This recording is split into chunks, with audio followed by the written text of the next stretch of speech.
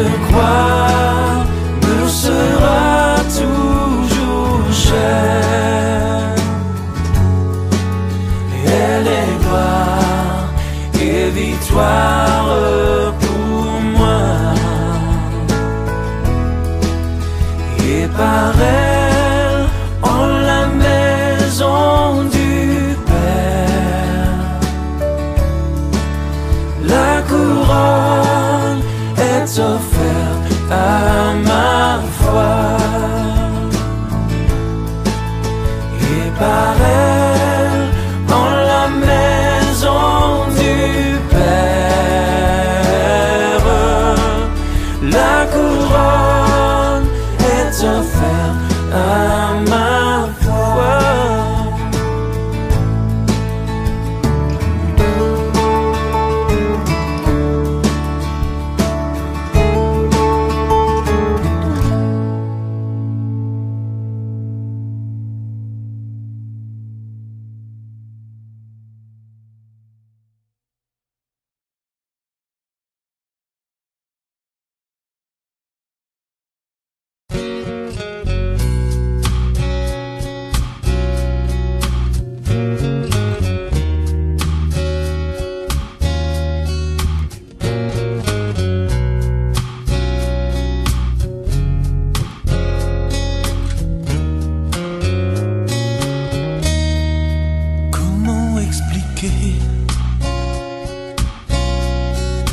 Et comment décrire un amour si grand, si puissant, que rien ne peut le contenir. Tu sais mes espoirs, Seigneur, tu sais mes craintes. Et mes mots sont bien trop petits pour dire tout l'amour que j'ai pour toi. Alors entends mon cœur, mon esprit qui te loue, entends le chant d'amour d'un enfant racheté. Je prendrai mes faibles mots pour te dire quel Dieu merveilleux tu es. Mais je ne pourrai pas te dire combien je t'aime. Alors entends mon cœur. C'est tout comme la pluie, les mots pouvaient couler. Si j'avais l'éternité, je ne pourrais pas l'exprimer. Mais dans les battements de mon cœur, tu entendras toujours. Merci pour la vie, pour la vérité et pour le chemin.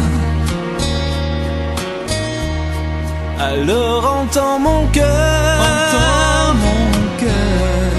mon esprit qui te loue, entends le chant d'amour d'un enfant racheté. Je prendrai mes faibles mots pour te dire quel Dieu merveilleux tu es. Je ne pourrai pas te dire combien je t'aime. Alors entends mon cœur.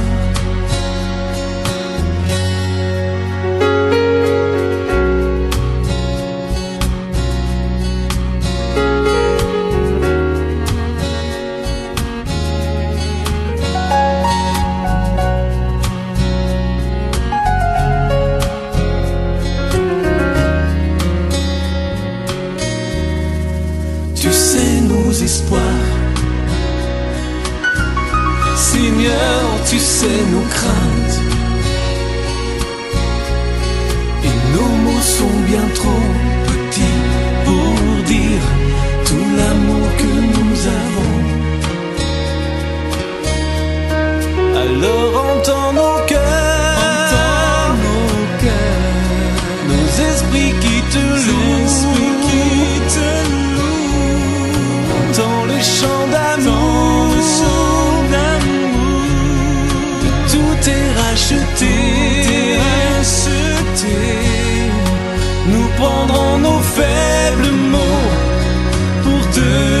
quel Dieu merveilleux tu es. Mais nous ne pourrons pas te dire tout notre amour, alors entends nos cœurs. Non, nous ne pourrons pas te dire tout notre amour, alors entends nos cœurs.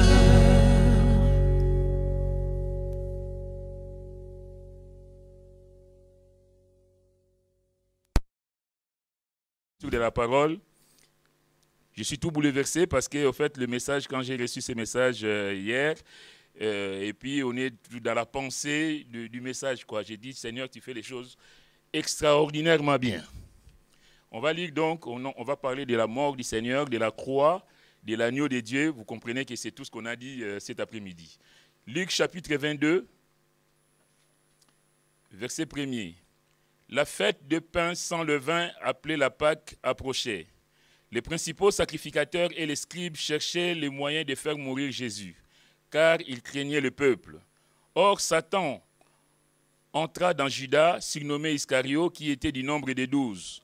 Et Judas alla s'entendre avec les principaux sacrificateurs et les chefs des gardes sur la manière de le leur livrer. Ils furent dans la joie et ils convinrent de lui donner de l'argent. Après s'être engagés, ils cherchaient une occasion favorable pour leur livrer Jésus à l'insu de la foule. Verset 7. Les jours de pain sans levain où l'on devait immoler la Pâque arriva. Et Jésus envoya Pierre et Jean en disant, allez nous préparer la Pâque afin que nous la mangions. Ils lui dirent, où veux-tu que nous la préparions? Il leur répondit, voici, quand vous serez entrés dans la ville, vous rencontrerez un homme portant une cruche d'eau, suivez-le dans la maison où il entrera. Et vous direz au maître de la maison, le maître te dit, où est le lieu où je mangerai la Pâque avec mes disciples? Et il vous montrera une grande chambre haute meublée. C'est là que vous préparez la Pâque. Ils partirent et trouvèrent les choses comme il les leur avait dit. Et ils préparèrent la Pâque. Verset 14. L'heure étant venue, il s'est mis à table, et les apôtres avec lui. Il leur dit, j'ai désiré vivement de manger cette Pâque avec vous avant de souffrir. Car je vous l'ai dit, je ne la mangerai plus jusqu'à ce qu'elle soit accomplie dans le royaume de Dieu. Et ayant pris une coupe et rendu grâce, il dit, prenez cette coupe et distribuez-la entre vous. Car je vous l'ai dit, je ne boirai plus désormais du fruit de la vigne jusqu'à ce que le royaume de Dieu soit venu. Ensuite, il prit du pain et après avoir rendu grâce, il le rompit et le leur donna en disant, ceci est mon corps qui est donné pour vous, faites ceci en mémoire de moi. Il prit de même la coupe après le souper et la leur donnant en disant, cette coupe est la nouvelle alliance en mon sang qui est répandue pour vous. Cependant, voici la main de celui qui me livre est avec moi à cette table. Le Fils de l'homme s'en va selon ce qui est déterminé. Mais malheur à l'homme par qui il est livré. Et ils commencèrent à se demander les uns aux autres qui était celui d'entre eux qui ferait cela. On va demander la grâce de Dieu. Seigneur éternel, notre Dieu, notre Père, nous voici encore devant toi. Quelle joie pour nous, Seigneur, de pouvoir être à l'écoute de ta parole. Seigneur, nous prions vraiment que cette parole puisse trouver les chemins des cœurs. Seigneur, que tu puisses bénir, agir, que tu puisses te glorifier pleinement. Tu connais les besoins, Seigneur, des uns et des autres, les attentes des uns et des autres. Nous prions, Seigneur, que vraiment tu puisses encore passer dans les rangs cet après-midi, Seigneur, afin de guérir, de délivrer, de sauver, mais en tout cas de te glorifier. Bénis, Seigneur, à ce moment, que tout soit vraiment fait pour ta seule gloire, car nous savons que tu es là présent par ton esprit, que ton nom soit béni et glorifié au nom de Jésus. Amen. Amen. Pouvez vous asseoir, bien-aimés. Nous voyons ici donc l'arrestation, plus loin, ce sera l'arrestation du Seigneur, mais on voit que Dieu contrôle les événements. Dieu est au contrôle de chaque événement de notre vie. Ici, dans la lecture que nous faisons, on voit que l'élément déclencheur, enfin, on ne voit pas ici dans la lecture, mais dans la Bible, quand nous parcourons la Bible, nous voyons que l'élément déclencheur de la haine des principaux sacrificateurs contre Jésus était la résurrection de Lazare. Vous savez, quand Lazare est ressuscité des morts, quand Jésus va demander à Lazare de sortir, la Bible dit qu'un grand nombre crut à à Jésus, parce que c'est du jamais vu.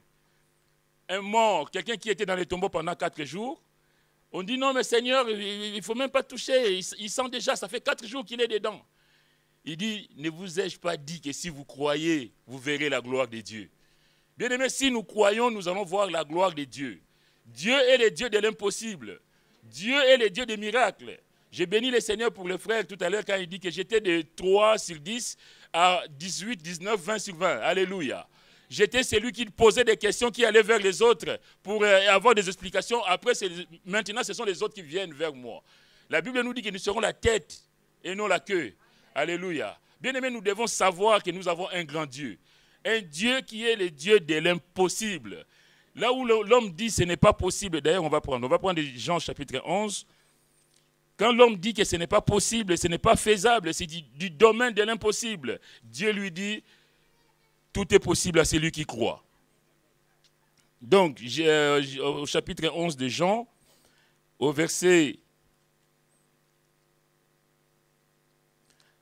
On va prendre la partie du verset 40. Jésus lui dit, donc quand Jésus dit ôtez la pierre, Marthe, la sœur du mort, lui dit, Seigneur, il sent déjà, il y a 4 jours qu'il est là. Il y a 4 jours qu'on l'a enterré, qu'on a tout bouclé, qu'on a tout fermé. Mais comment peux-tu dire que ôtez la pierre? Jésus lui dit, n'ai-je pas dit que si tu crois, tu verras la gloire de Dieu? N'ai-je pas dit? Comme cet après-midi parmi nous, peut-être que toi aussi tu es dans des situations, tu ne sais pas comment t'en sortir. Bien-aimé, par cette parole, sache que Dieu est capable de te tirer d'affaire.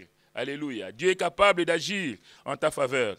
Ils ôtèrent donc la pierre et Jésus leva les yeux en haut et dit, Père, je te rends grâce de ce que tu m'as exaucé. Pour moi, je savais que tu m'exauces toujours. Mais j'ai parlé à cause de la foule qui m'entoure, afin qu'ils croient que c'est toi qui m'as envoyé. Ayant dit cela, il criait d'une voix forte, Lazare, sort! Et le mort sortit, les pieds et les mains liés de bandes et les visages enveloppés d'un linge. Jésus leur dit, déliez-le et laissez-les aller. La suite, c'est ce que je vous dis tout à l'heure. Plusieurs des Juifs qui étaient venus vers Marie et qui virent ce que fit Jésus crurent en lui. Beaucoup vont croire au Seigneur. Ils ont vu l'œuvre. Ils ont vu que c'est du domaine divin. Ce n'est pas possible. Et là, la Bible dit mais. Mais quelques-uns d'entre eux allèrent trouver les pharisiens et leur dire ce que Jésus avait fait. Alors, les principaux sacrificateurs et les pharisiens assemblèrent les Sanhédrins, les tribunaux religieux, et dirent, que ferons-nous, car cet homme fait beaucoup de miracles. On se demande, on se pose des questions. Cet homme fait des prodiges, des miracles extraordinaires, on n'a jamais vu. Donc là, le complot va commencer.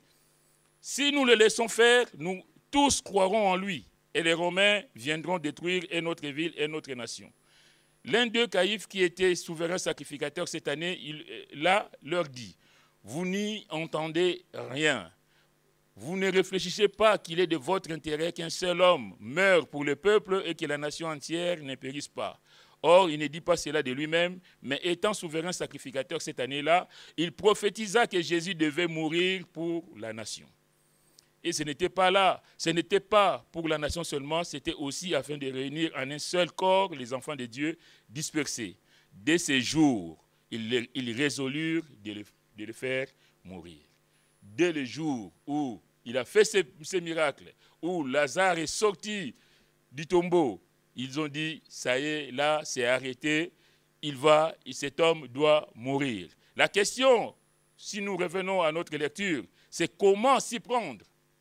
Quelqu'un qui fait de grandes choses comme ça, quelqu'un qui est adulé par la foule, quelqu'un qui est applaudi comme ça, jamais homme n'a parlé comme cet homme. Il fait tout à merveille, alléluia.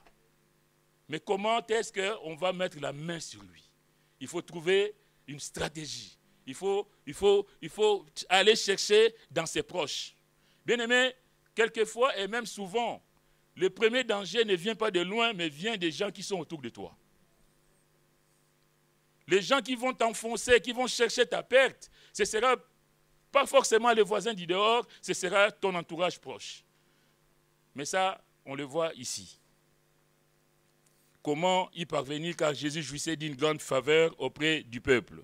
Dans leur réflexion satanique, ils s'interrogeaient s'il fallait l'arrêter pendant, avant ou après. Le tout, c'est de savoir le moment opportun. qu'est-ce qui les arrangeait pour arriver à leur fin? S'ils le font pendant, c'est impossible. La foule est là. Cette foule qui vient pour voir Jésus. Cette foule qui se pose des questions, est-ce que Jésus viendra à la fête? Cette foule que Jésus a nourrie, même si nous connaissons la suite, que c'est la même foule d'Ira crucifiés. Mais en tout cas, à ce moment-là, ils ne peuvent pas faire, ce n'est pas possible. Mais s'ils le font avant, c'est possible, parce qu'il n'y a pas encore beaucoup de monde. L'ennemi s'arrange toujours, cherche toujours le moment qui lui est favorable.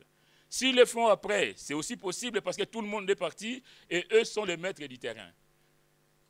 Mais, bien aimé, laissez-moi vous dire que Dieu est souverain et c'est Dieu qui décide de ce qui va se passer. C'est Dieu qui est au contrôle de la situation. Et Dieu a décidé que cela soit fait pendant la fête. C'est Dieu qui a décidé. Je vais dire cet après-midi que, bien aimé, à quelqu'un ici, que c'est Dieu qui gère ta vie. C'est Dieu qui est le maître de ta vie. Quelquefois, on se dit que moi, je planifie des choses, moi, j'arrange les choses, mais c'est Dieu. Si Dieu n'est pas au contrôle de tout ça, rien ne va se faire. Et même nos ennemis peuvent s'arranger, peuvent trouver des moyens, de voies et moyens pour nous détruire ou pour nous attaquer. Si Dieu ne le permet pas, ils vont tourner autour de nous, ils vont pas le faire. Dieu est au contrôle de chaque détail de notre vie. Si et seulement si nous lui donnons notre vie, si et seulement si nous sommes réellement ses enfants, si et seulement si nous sommes de ceux-là qui s'attendent à lui. Seigneur, je te donne ma vie et ma vie t'appartient. Et nul ne va toucher à ma vie si cette vie appartient au Seigneur. Moi, j'ai donné ma vie au Seigneur. Ma vie ne m'appartient plus. Ce n'est plus moi qui vis, c'est Christ qui vit en moi. Parce que Christ qui vit en moi, et toi, tu vas oser toucher Christ? Que Dieu soit béni. Et même la trahison de Judas, moyen par lequel ils ont cru arriver à leur fin, fut celui dont Dieu s'est servi pour atteindre son but pour toute l'humanité. On va prendre la lecture. Donc, verset 1er, Luc 22, la fête de pain sans levain, appelée la Pâque, approchait. Cette fête, la fête de pain sans levain, c'est... on peut le voir dans les livres d'Exode. Vous savez, le pain sans levain, c'était lors de la Pâque. Le peuple est sorti de l'Égypte. Le peuple va célébrer la première Pâque et c'est là que Dieu va instaurer cette fête de pain sans levain en même temps que la Pâque. Parce qu'il devait immoler l'agneau et manger l'agneau avec les herbes amères, avec du pain sans levain. Normalement, cette fête succède au repas pascal, mais les deux sont souvent réunis.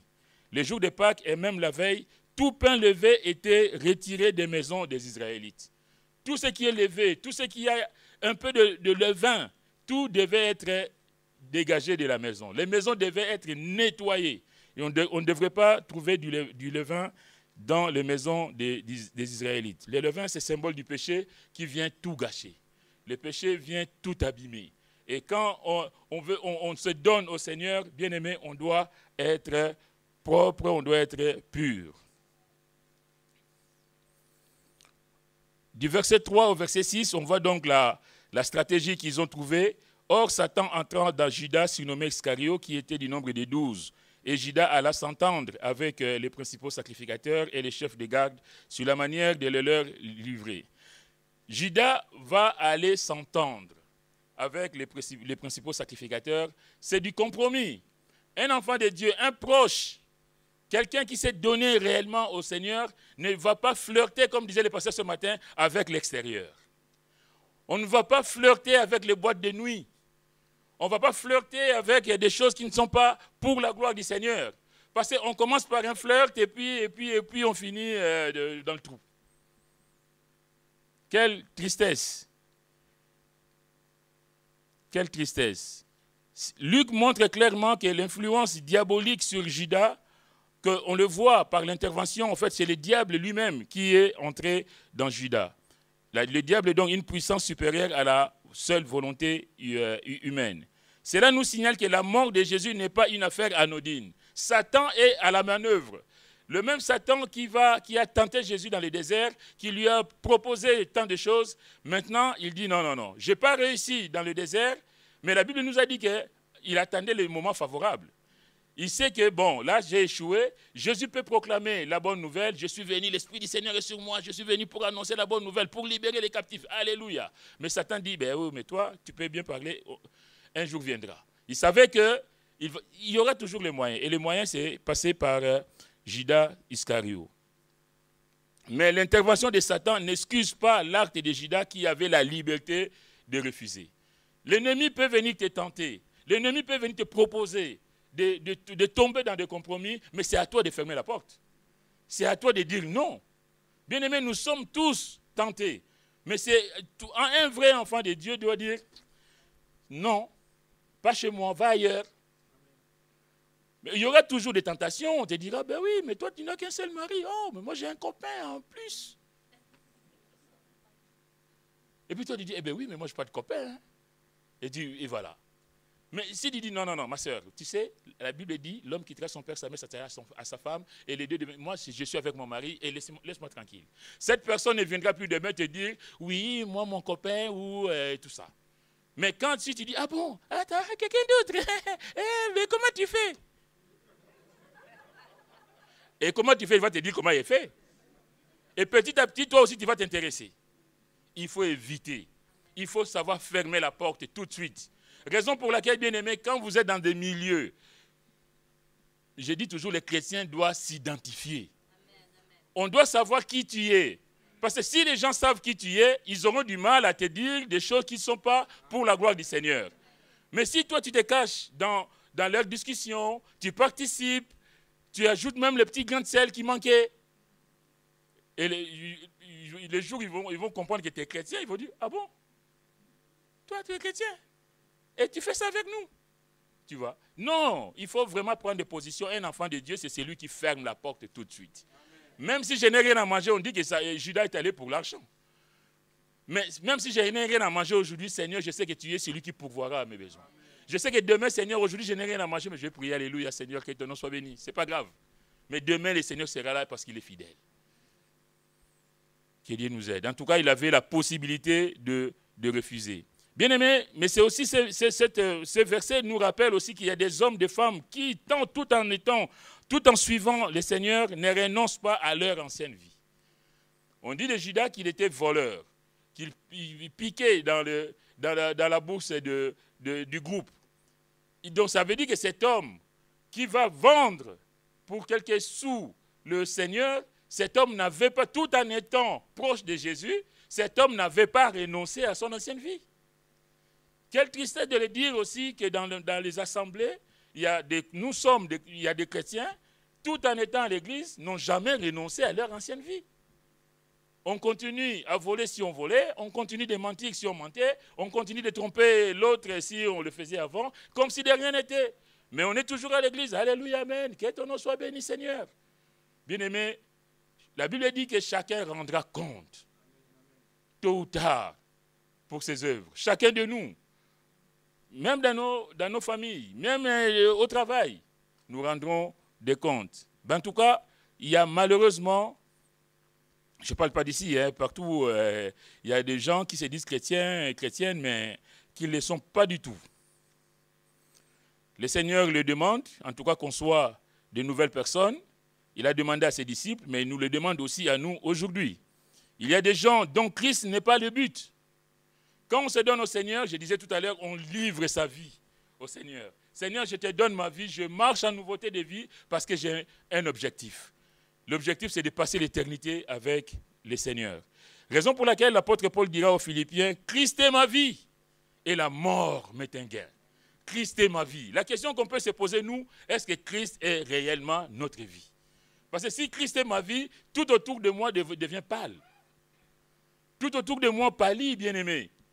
Parce que je regarde à Christ, je m'attends à Christ, je vis pour Christ.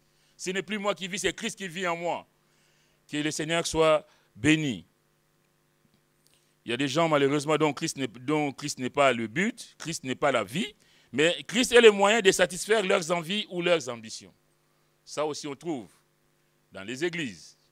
Il y a même des serviteurs de Dieu qui ne sont pas des vrais serviteurs de Dieu, qui sont là parce qu'ils ont trouvé. Je ne parle pas d'ici, Parce qu'ils ont trouvé dans l'évangile les moyens de vivre. Les gens qui prêchent souvent la prospérité à outrance. Dieu nous veut prospères, amen, ça va de soi. Dieu ne veut pas que nous crévions de faim. Dieu veut que nous soyons prospères. Mais quand on prêche la prospérité à outrance, quand on est en train d'haranguer les foules, de demander de l'argent le matin, midi et soir aux chrétiens, parce qu'il faut que les pasteurs soient dans un certain confort. Moi, je prends le métro.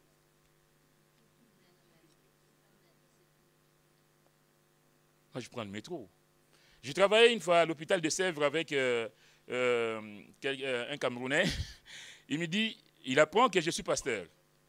Bon, et après, il a demandé qu'on aille prier pour sa mère. J'ai déjà parlé de ça. Sa mère était hospitalisée à Ambroise Paré. On est allé prier pour elle. Cette dame qui était en train de partir, qui a accepté le Seigneur, dans son agonie, on va dire ça comme ça. Elle ne parlait plus, elle était mourante, elle partait. Mais son fils traduisait dans la langue maternelle. J'étais avec le frère Richard Kidiata et je ne sais plus qui d'autre. Et on a prié pour elle. On dit, est-ce que tu acceptes que Jésus est le Seigneur du monde, le Sauveur du monde? Il disait oui, il bougeait la tête et tout. Et cette femme est partie en paix. Et son fils m'a dit, quand il a les jours où il a compris que j'étais pasteur, enfin, à l'époque, j'étais probatoire, il me dit, toi, tu es serviteur de Dieu. Et toi, tu travailles. Parce que lui, dans sa dans sa connaissance, dans sa façon d'appréhender les serviteurs de Dieu, que les serviteurs de Dieu vivent dans des luxes, dans des grands palais, ils ont de l'argent. Et toi, tu travailles pour un petit salaire, des misères, et tu es pasteur. Ce n'est pas possible, ce n'est pas compatible. Mais quand on a prié pour sa mère et qu'elle a vu que c'est sans intérêt personnel, on sert le Seigneur, on fait le ministère, que celui qui a son ministère s'attache à son ministère, mais tout ça pour la gloire de Dieu, pas pour un intérêt personnel. Mais malheureusement, on voit, il y a des assemblées dans le monde où et puis on critique, on insulte le Seigneur au travers de ça. Parce que les gens en profitent. Ah, vos églises là-bas, ils demandent de l'argent tout le temps. Et vos églises, surtout nous en Afrique, malheureusement. Mais je veux dire qu'il y a malheureusement des gens qui mettent le Seigneur dans leur vie, mais pas pour la gloire de Dieu, mais pour leur intérêt personnel. Je veux dire, quelle tristesse, quel dommage. On a lu donc au verset 1er, les fêtes de pain sans levain, appelées la Pâque, approchaient. Au verset 7, il nous est dit, les jours de pain sans levain où l'on devait immoler la Pâque arriva. Il y a les jours qui approchaient, on est dans la préparation et ces jours vont arriver. Différents donc approcher et arriva, vous voyez bien la nuance. Il faut savoir que, bien aimé, l'agneau devait être gardé au moins 4 jours lors de la Pâque. On reprend l'histoire. Le peuple sort de l'Égypte. Ils vont célébrer la Pâque. Moïse leur dit, Dieu leur dit, ce mois-ci sera pour vous le premier du mois. Et le 10e jour, vous prendrez un agneau, et puis il donne les consignes, que le 10e jour, et pendant 4 jours, on va garder l'agneau. Et le 14e jour, l'agneau sera immolé, et puis vous allez partager tout ça. J'ai déjà eu l'occasion de dire que le 4e jour, c'était le jour d'épreuve, pour voir si l'agneau était digne d'être immolé. Si l'agneau, cet agneau, parce qu'on n'offre pas à Dieu n'importe quoi. On ne donne pas à Dieu un animal boiteux, un animal chétif, on donne à Dieu le meilleur qui soit. C'est la raison pour laquelle je suis d'accord avec le pasteur quand on parlait ce matin de la dîme, des offrandes et tout ça. Bien aimé, quand nous sommes conscients de ce que nous avons vient de Dieu, on ne se pose pas la question pour donner. On donne même plus. Et on donne plus, Dieu nous bénit encore plus. Malheureusement, Dieu nous donne plus et nous on veut donner moins. Parce qu'on est radin. On est, on est avare. On dit, ah, j'ai gagné 10 000 €, c'est moi. 1 000 € de dîmes. Ah non. Il aura 300. Dieu aura 300. Dans ton cœur, tu es en train de faire des calculs bidons. Et Dieu rigole. C'est quoi 1 000 € pour le Seigneur? Au contraire, tu donnes 1 000 €, 1 500, 2 000 €. Demain, tu vas gagner 20 000. Dieu est capable. Hein? Mais le monde veut nous éloigner de Dieu. Comme on l'a dit ce matin, oui, on donne les hommes de Dieu qui se mettent à part pour le Seigneur, ils doivent vivre.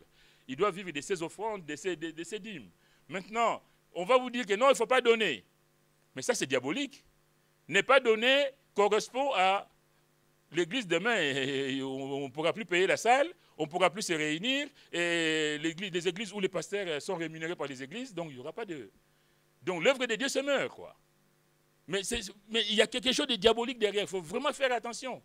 Quand on est conscient que ce que j'ai, ça vient du Seigneur. Je ne me suis pas levé le matin par mes propres efforts, mais je suis allé travailler et gagner un salaire parce que Dieu l'a voulu. Et qu'à la fin du mois, j'ai un petit salaire. Monsieur Makassi Jean regarde son compte bancaire. Jean Makassi on a viré 3 000 € sur son compte. Alléluia. Amen. Merci Seigneur. Amen.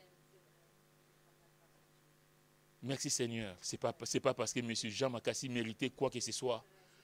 Mais les jours que j'ai, la force que j'ai eue pour aller travailler, c'est Dieu qui me l'a donné. Et en retour, s'il faut bénir, ben je vais bénir mais avec joie. Dieu aime celui qui donne avec joie, sans contrainte ni tristesse. Mais c'est parce que je suis reconnaissant, tout simplement.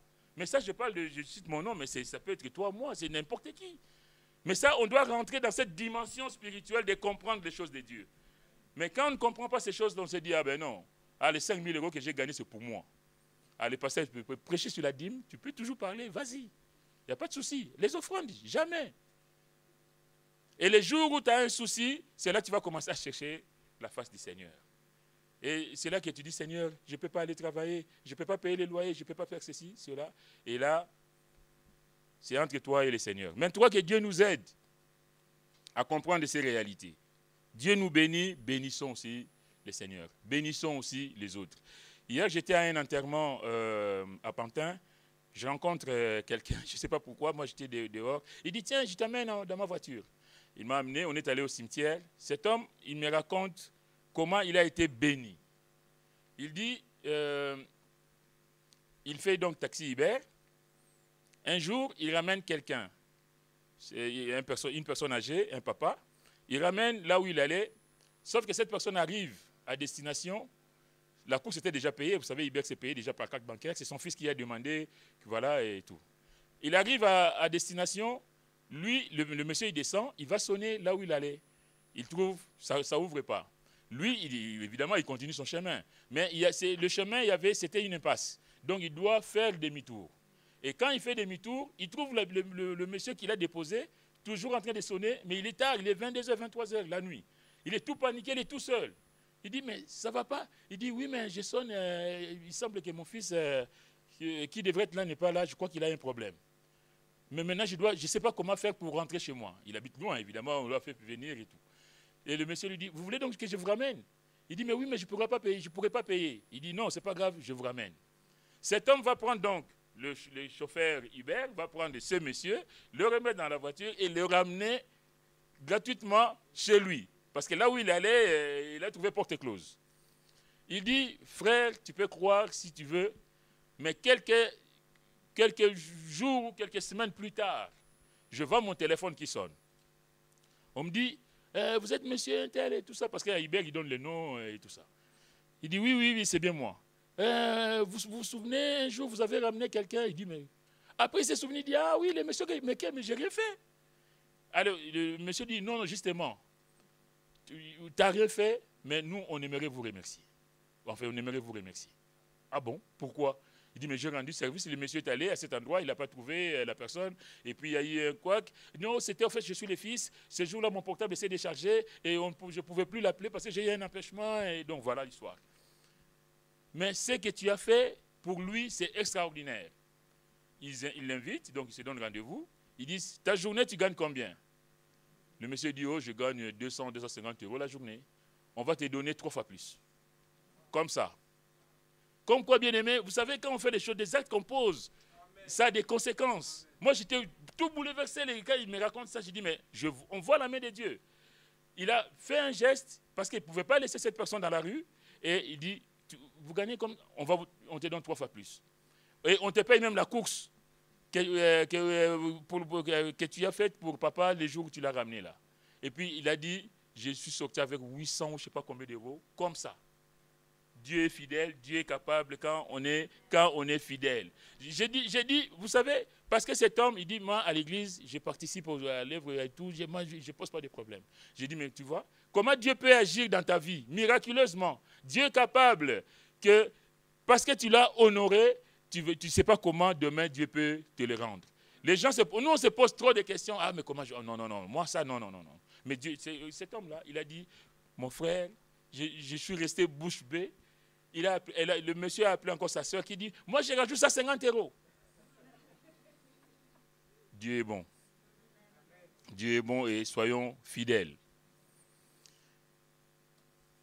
Alors, on revient donc à l'agneau. Donc, l'agneau, Dieu, on ne donne pas à Dieu n'importe quoi. Je disais ça, voilà.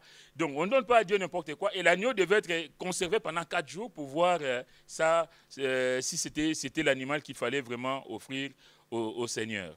Ici, les jours arrivent où on devait donc immoler la Pâque. Et Jésus va envoyer les apôtres. Allez à tel endroit, vous allez voir un monsieur qui porte la cruche et tout ça. Vous lui direz au maître de la maison, le maître te dit. Je me suis arrêté là, vous direz au maître de la maison que le maître te dit. Toi, tu es le maître de ta maison, mais si le maître des maîtres n'est pas dans ta vie, il y a un problème. Jésus est le maître des maîtres. Il est le Seigneur des seigneurs. Il est celui qui domine toutes choses.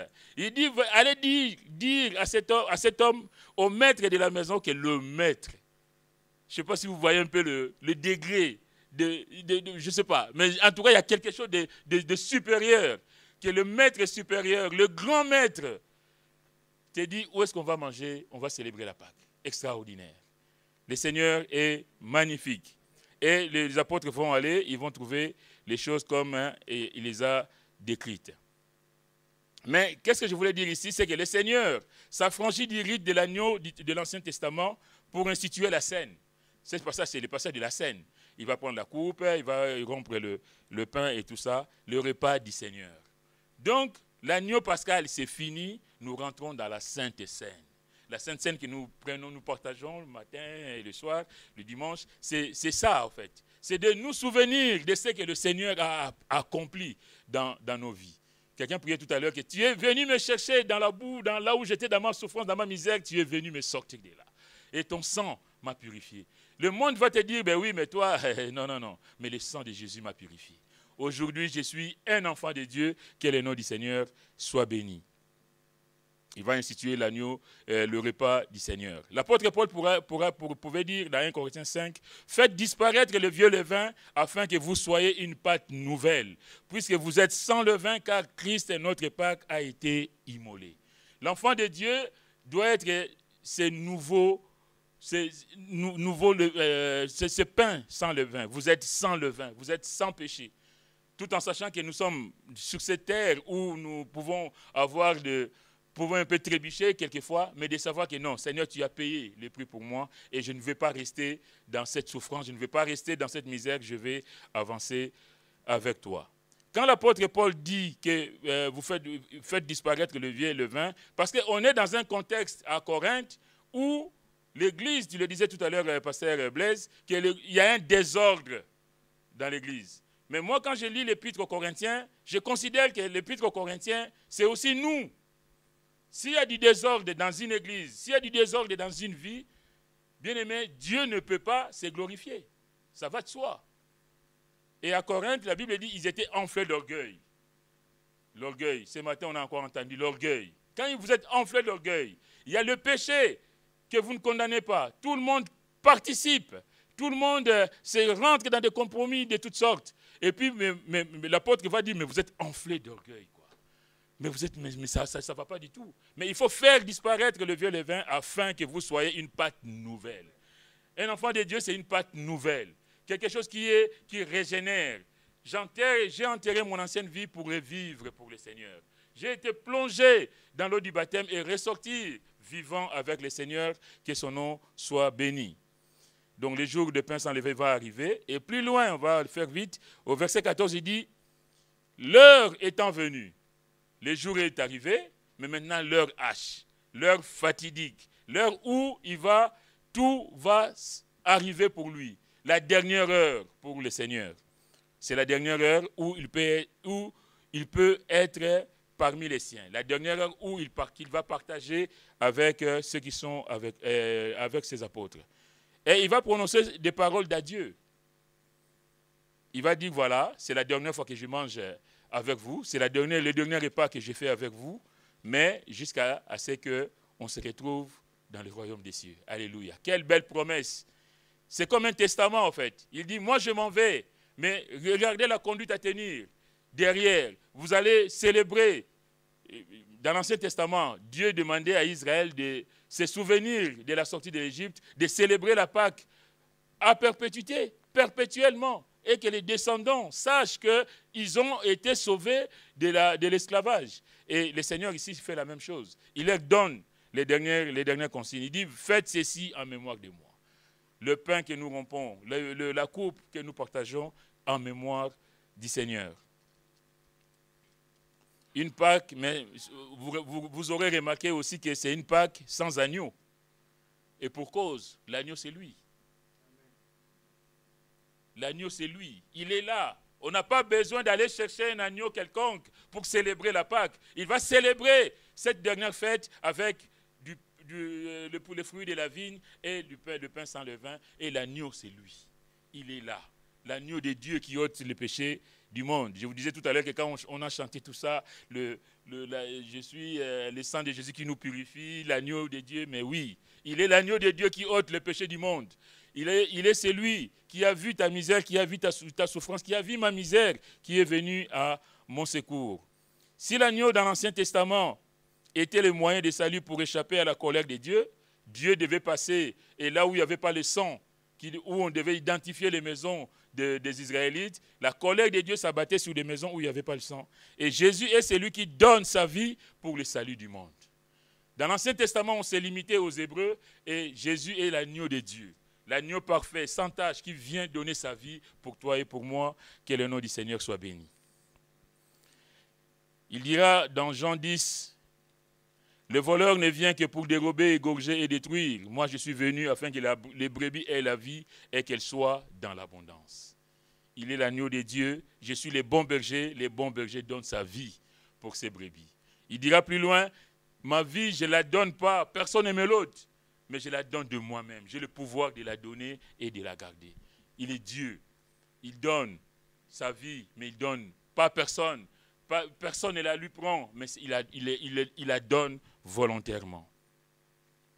Au verset 22, je fais vite, au verset 22, il dit, « Le Fils de l'homme s'en va selon ce qui est déterminé, mais malheur à l'homme par qui il est livré. » En d'autres termes, le Fils de l'homme s'en va selon la volonté de Dieu, pas selon la volonté du diable.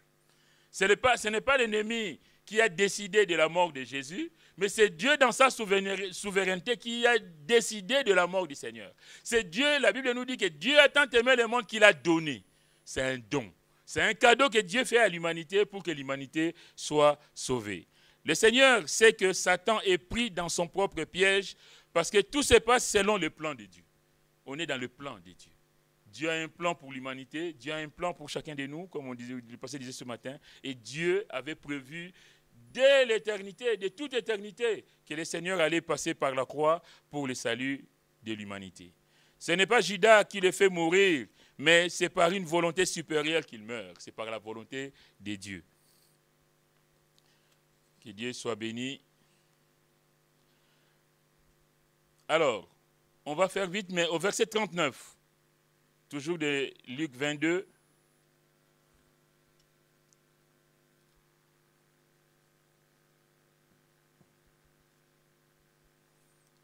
donc, il a donné les consignes, la fête peut commencer, le Fils de l'homme s'en va, il a averti qu'il s'en va selon ce qui est déterminé. Et au verset 39, il est dit, après être sorti, il alla selon sa coutume à la montagne des Oliviers, ses disciples le suivirent. Lorsqu'il fut arrivé dans ces lieux, il leur dit, priez afin que vous ne tombiez pas en tentation. Puis il s'éloigna d'eux à la distance d'environ un jet de pierre, et s'étant mis à genoux, il pria, disant, Père, si tu voulais éloigner de moi cette coupe. Toutefois, que ma volonté ne s'efface pas, mais la tienne. Alors un ange lui apparut du ciel pour le fortifier. Étant en agonie, il priait plus instamment, et sa sueur devint comme des grumeaux de sang qui tombaient à terre. Après avoir prié, il se leva et vint vers les disciples qu'il trouva endormis de tristesse.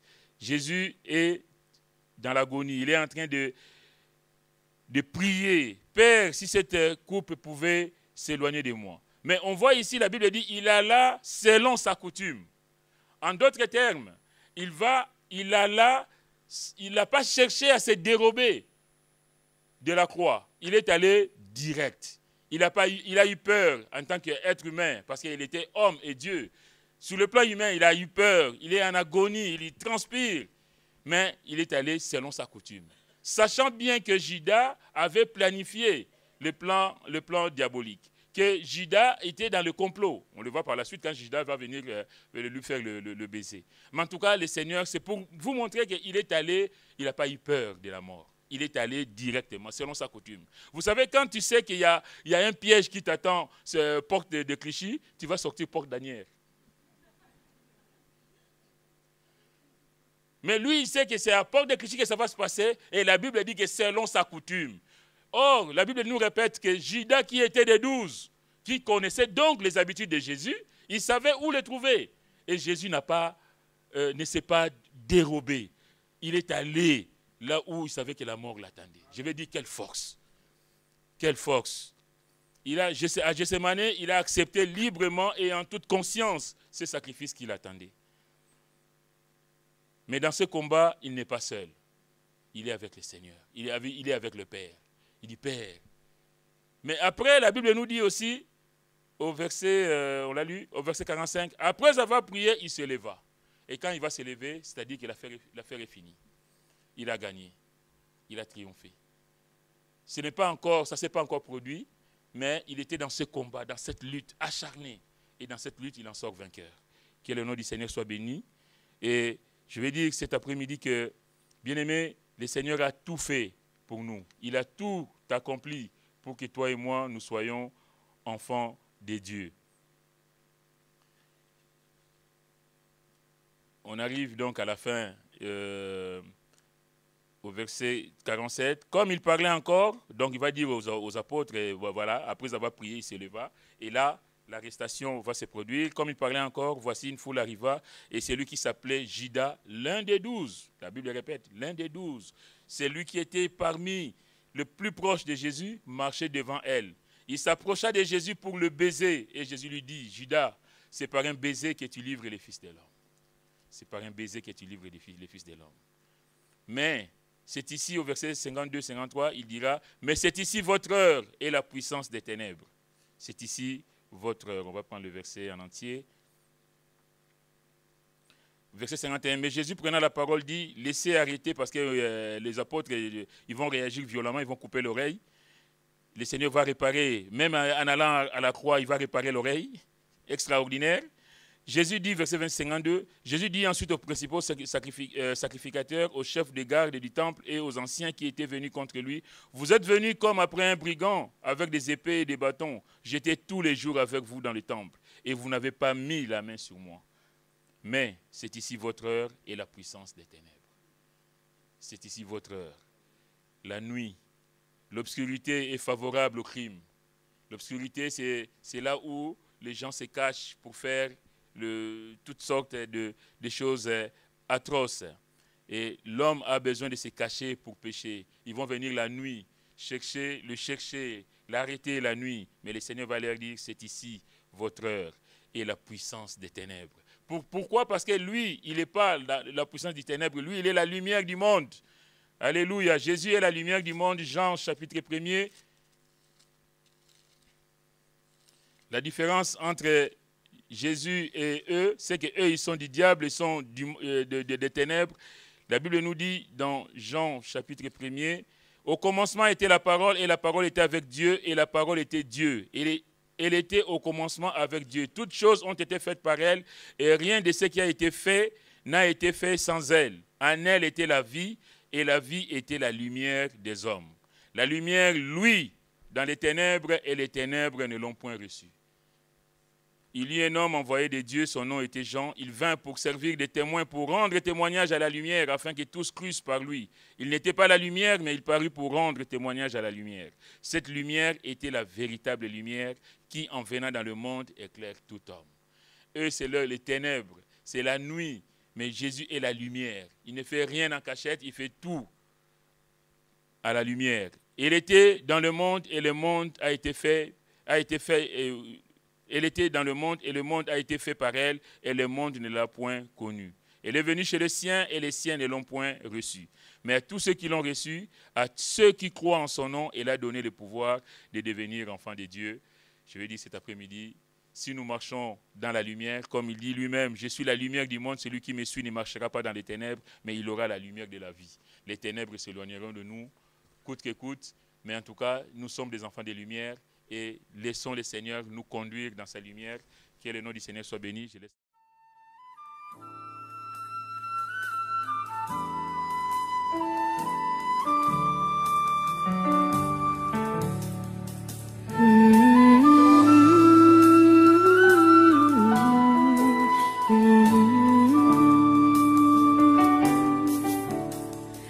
En Jésus seul, j'ai l'espérance. Il est ma flamme, ma force, mon chant, pierre angulaire, mon fondement. Même dans l'orage menaçant, brûlant amour intense paix, de mes peurs je suis libéré. Mon réconfort, il est mon tout. Dans son amour je tiens debout. En Jésus seul, devenu chair, le parfait éternel sur terre, un don d'amour et de justice, haï par ceux qu'il vient sauver. Mais sur la croix, Jésus est mort pour laisser Dieu prendre nos torts. Depuis qu'ils sont posés sur lui, par la mort de Jésus, je vis.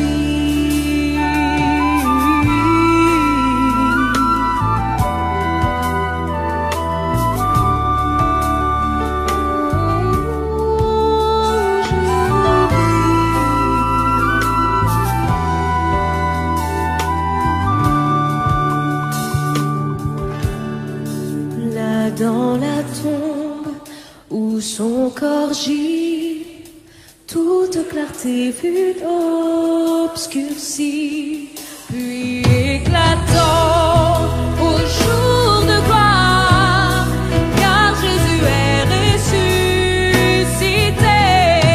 Il est vivant, la mort n'est plus, le mal n'a plus d'emprise sur moi. Je suis à lui et lui à moi, racheté par le sang du roi.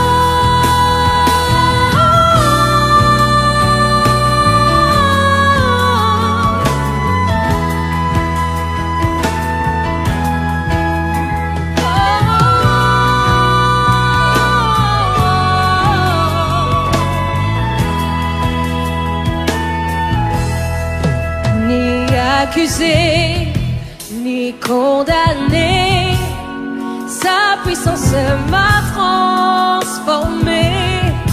Et du début jusqu'à la fin, Christ est maître de mon destin. Ni force du mal, ni plan humain ne peut m'arracher de sa main jusqu'à ma mort ou son retour. Par son pouvoir, ni force du mal, ni force du mal, ni plan humain ne peut m'arracher